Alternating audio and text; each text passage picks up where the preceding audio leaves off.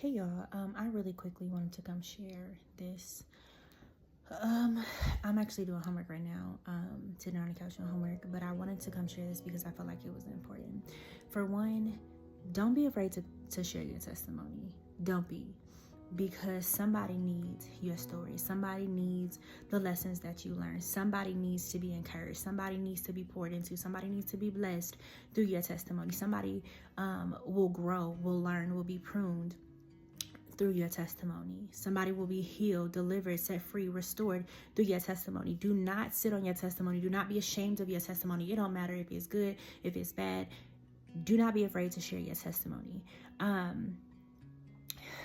Y'all, when we go through stuff in life, it's not just for us. It's not. I know sometimes it's so easy to take what we go through personally because of course we have emotions. Our emotions are valid, but they're not always true. They're not always correct. And granted, we're humans. God created us with emotions, and it's okay. But even in the midst of whatever you go through in life, remember that there's something on this other side of it. Romans 8:28 says, and we know all things work together for the good of them that love God and are called according to his purpose. It does not matter if that good is your deliverance, your restoration, your growth, your pruning, your maturing, whether that is for somebody else to be able to learn from your testimony, whether that is somebody else to overcome. Maybe you may even be able to stop people from going through certain things because you've already been through it and you've shared your testimony. Y'all, God allows us to be beacons of light for other people. Every single person in the Bible, we read their stories, and whether their stories are good or bad, we can learn from them. David, he went through so much. He was a man after God's own heart, but he was so flawed. But we learned so much from David.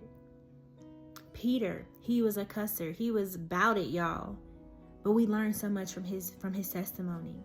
We learned so much from his story.